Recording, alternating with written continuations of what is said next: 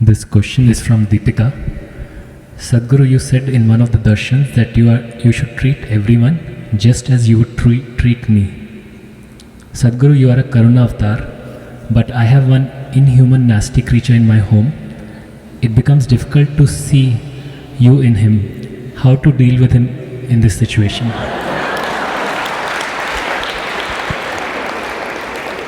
In how many years of marriage does this evolution happen?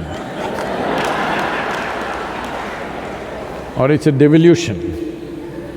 I'm sure he was a wonderful, romantic, wonderful man at one time. I don't know in how many years of marriage does he become a nasty creature, and how much role you have in making of a nasty creature.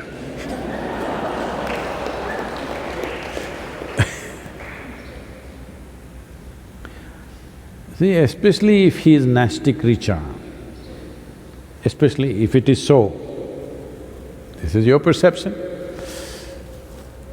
But especially if somebody is a nasty creature in your home or in your office or wherever you are, you seeing something in a certain way is not about them, it's about you. Do you want to keep your eyes, your mind, your heart, your body pleasant or unpleasant? You make up your mind on that one.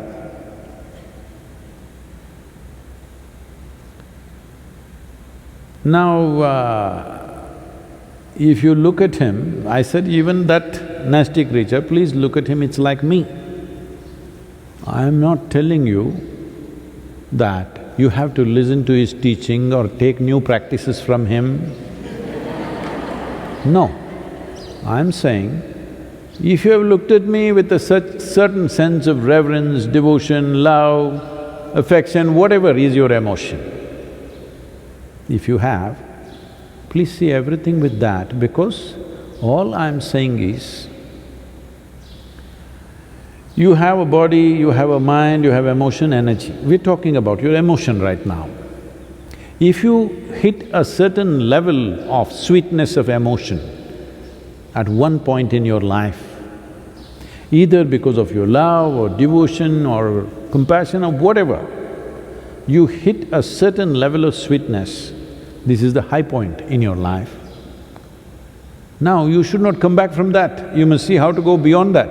I am saying whatever was the highest or the sweetest or the most wonderful emotion you had, make that the baseline. Why are you coming back again? If you did not know such an emotion,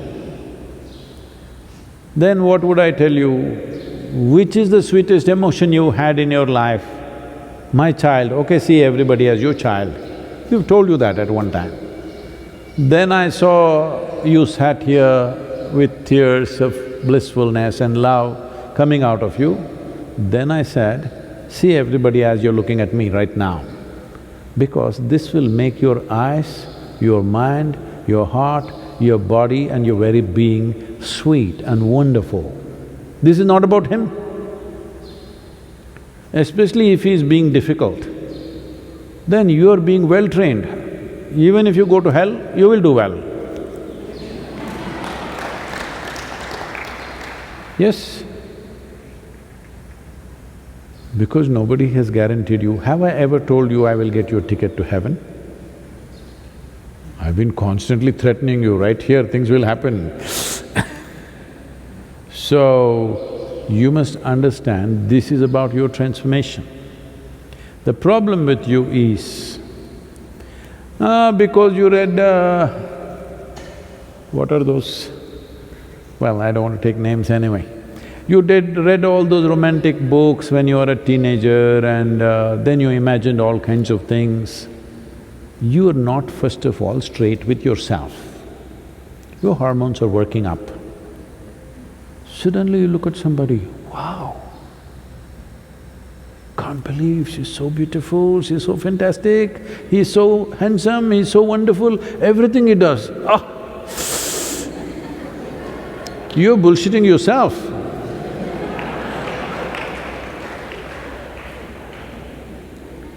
No, whatever they do, you make yourself beautiful. Now even if they're doing nasty things, you are still wonderful. This is different. You know they're doing nasty things and you're still wonderful. This is fantastic.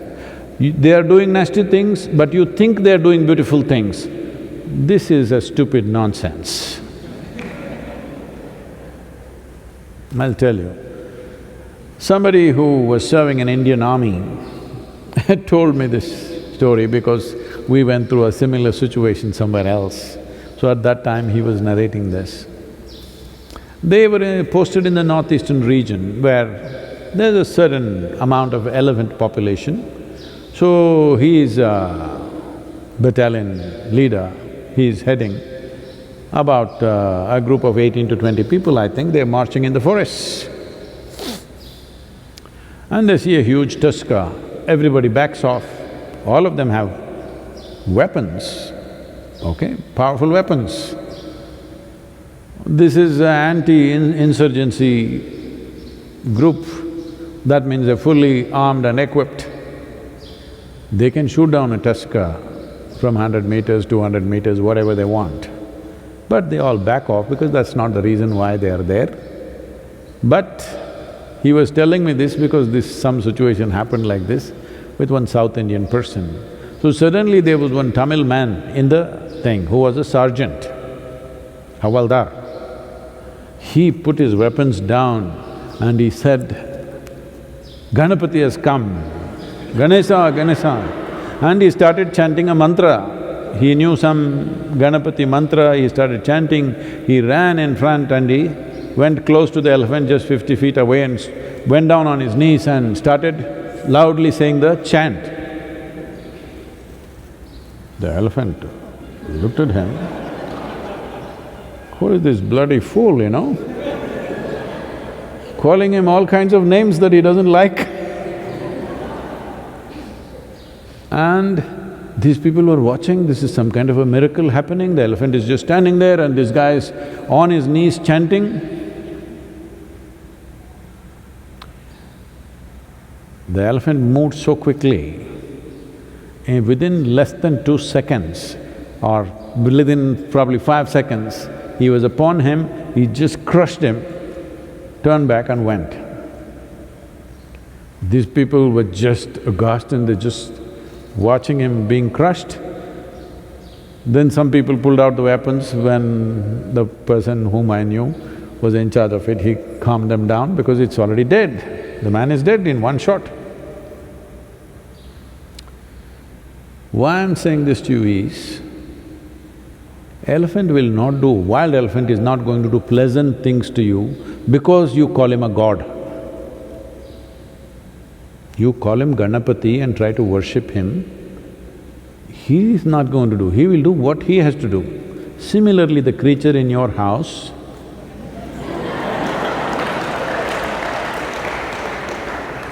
he will do what he has to do, whatever is his characteristic. It is just about you I'm talking. You're always thinking of life as a relationship. No, I want you to understand, before you were born or even when you were being born, you did not have a relationship even with your mother. This is going to be very unpopular, people are going to pick on me, but please look at it. You don't have a relationship, you just have an existence. Relationship happened because of your needs.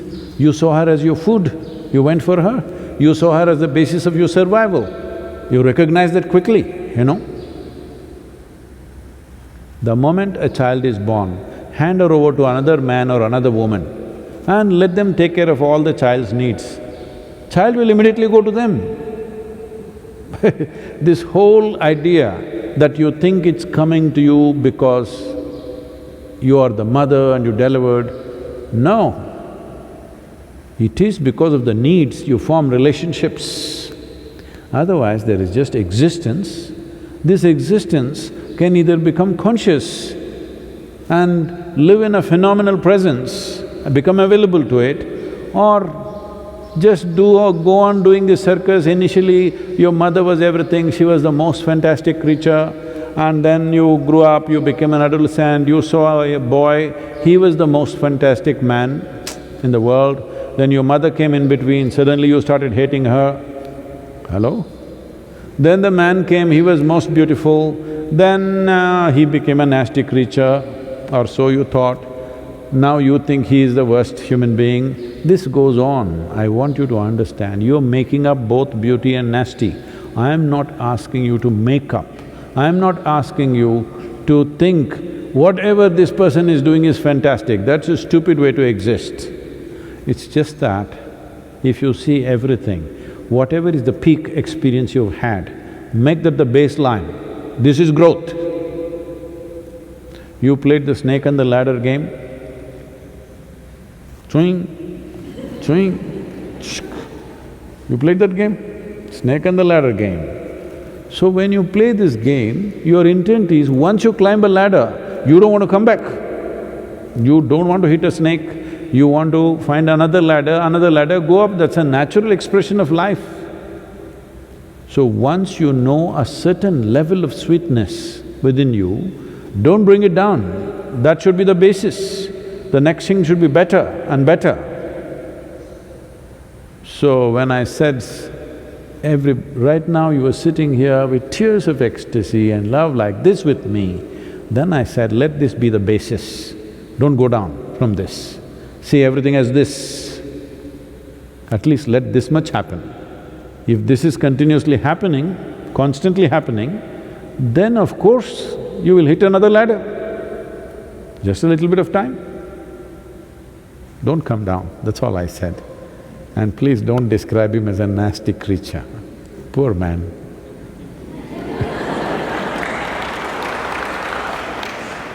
This happened.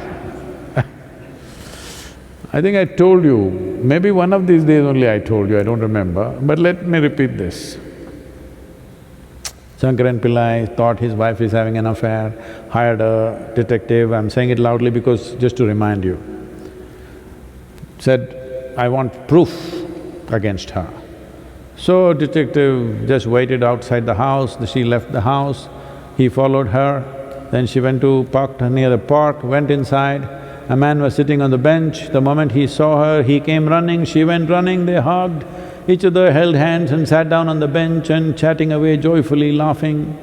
He took the whole video and within a few hours he came to Shankaran Pillai in his office and said, I got all the proof that you wanted just in one day. I did my job, I have the proof, here, watch the video.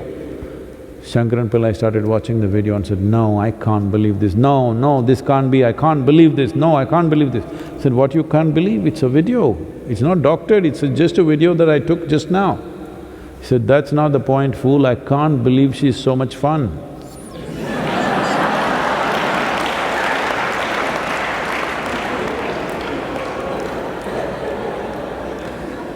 So, after 15 days is over, when the man goes away somewhere, then you will see how much fun he was.